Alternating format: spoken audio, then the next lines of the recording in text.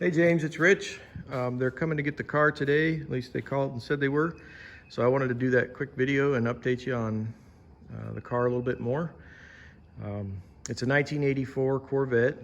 That's when we got it. It had a bad motor. So we pulled the motor, cut it down to nothing all the way to the frame, hung it outside on my tractor, power washed it, and brought it in and started on it. So the motor that's in there now is a Camaro L98 with a 2-port injection. It's a mean looking motor, that's why we chose it for this project. We took the top end off the motor, went through the heads. We changed the timing gears on the front. We put in an LT1 hot cam. Put new injectors in it. So we got new injectors. We did an adjustable fuel pressure regulator, new distributor, new wires, new starter, shorty headers. Those were originally inverted, straight up and down like horns. Maybe I have a picture of that, but that's what these two dents are. We were trying to install the header and it was too tight at first, so we had to torch them and bend it out. But when we cranked it down the first time, it put these two dents in there. But yeah, that was pretty cool, except it was really loud. We got an AC delete. We installed a new power steering pump. In here, there's like a airflow smoothing piece. You can see the tab sticking out right here. So when you take this air cleaner off, be careful, because that thing sometimes will come off and be inside the air cleaner. But that was like a, I don't know, $60, $70 part. So just be aware of that. New radiator, triple fans on the back. New power steering pump, new hoses, new brake master cylinder, new power booster. The transmission we took apart and put a B&M street strip shift kit in it with a Corvette servo. I went through and put new fluids in it. Changed the oil pan gasket because it was leaking, but that motor is really strong, runs really well. New windshield, it was cracked when we got it. Mirrors, we used ATV mirrors, like off of a side-by-side, just screwed onto the frame. Suction cup mount mirror. Inside we got the poly seats from Jegs. Full 5-point with submarine harness so that we were legal on the track. This is just for show, or to make your passenger feel sort of comfortable, but that's just a 4-point harness. The dash and this little console that we made is all 1/8" Luan, and then 1/2" plywood on the top, and then we coated it all in that truck bed coating stuff. We also used me and my son used some carbon fiber vinyl and heat shrunk it on there. Makes it look kind of cool. Got some basic gauges. That's the on-off switch, so you turn it to the right and it enables power to go up to the dash, and then the start button starts it. The switches are fuel pump, fans, and lights. So brake lights work no matter whether that is on, but that's your headlights over there. You've got a quick release steering wheel. No turn signals, those do not work. And we're not required to have turn signals in Florida. I don't know about you, but if it's less than 24 inches from here to the outer edge of the bodywork, we can use hand signals. So that's how we're legal here. 6-point cage. So you got 1, 2, 3. Pretty stout cage. Wing, that's just for show. I think it probably makes us slower more than anything, but it looks really cool. This is the area where the battery and the fuel tank are, the fuel cell. We use these rubber latches to hold this down. We did have 3 hinges on here. They came off and pulled out of the fiberglass, because that's all fiberglass up there. So now we just have 2 screws at the front holding it in. there's a hole there and a hole there. And those grab these screws, see that? Well, you can see where the old hinge is. And then we strap it back. It's been that way for quite a while and we haven't had any trouble, but that's kind of hokey. You might want to make that a little better. We got a fuel cell from Summit. It's a 2.5 gallon with an external fuel pump because we're only using it for racing, we thought, but then we put it on the street and we wish we had done something different.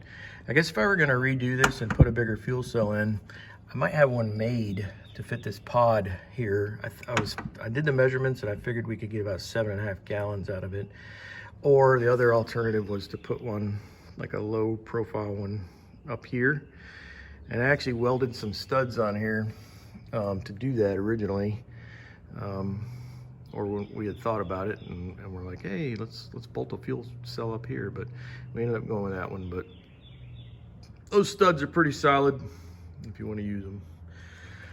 We relocated the battery from the front to we welded up a little tray down here in the bottom. We got it as low as we could. It's flush to the bottom of the car so that we keep the weight down real low.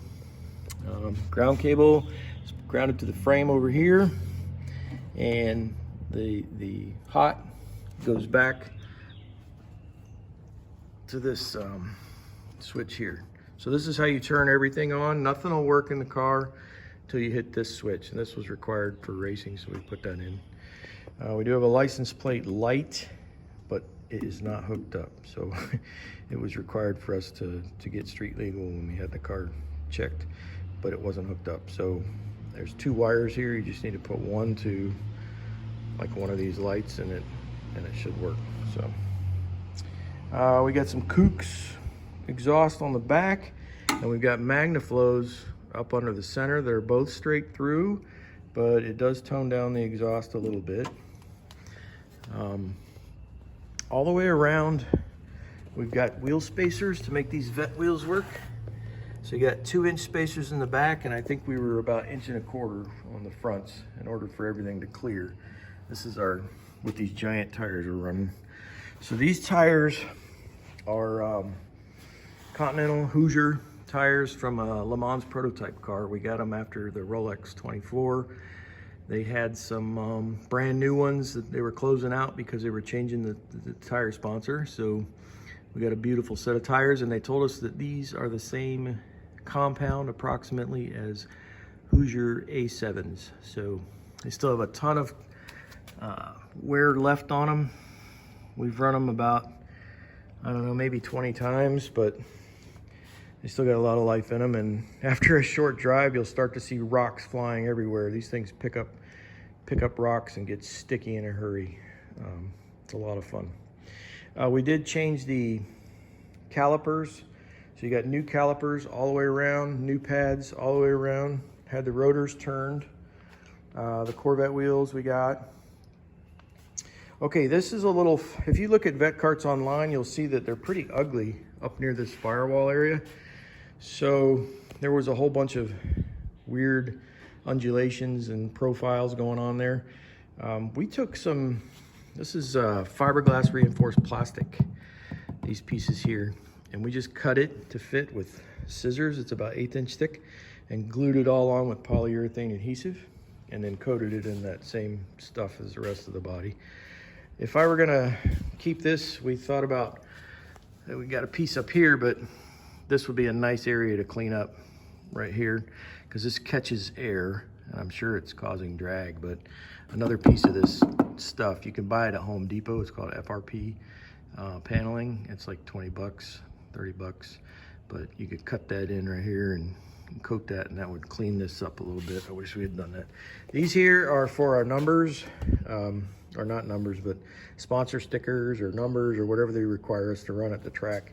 So we use those side panels to stick that on. I don't know if I already said it, but we did convert the front to coilovers. These are QA1 springs on an eBay coilover, and we modified that whole front suspension, got that leaf spring out of there so we could get this thing sitting down low. It sits really low now. It'll actually bottom out on some really tight bumps. You can hear the bottom go. So But it's a lot of fun, man. I hope you enjoy this thing. We had a blast running it. It's been a great little car. But he's going away, and I got other projects to work on. I got an LS1 twin turbo going into this thing. That's my new project I've been working on.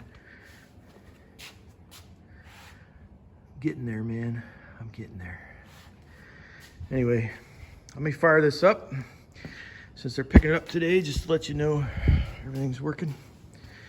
And then I'm gonna load those tires. I got tires over there. I'm gonna load up here. I'll strap them to the back and in that seat. They're like a street tire. And anyway, let's fire this up. Okay, so turn that on.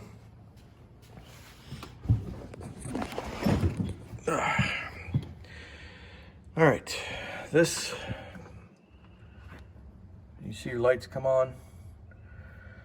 Flip on your fuel pump. I usually wait like 5-7 seconds, make sure that the fuel's gotten up to the front. It is a return style fuel pump, so then it goes back to the tank. And then push this button.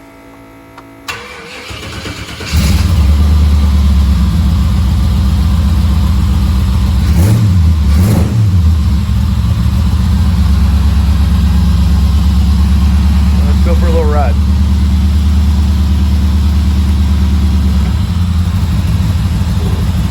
Oh, something else.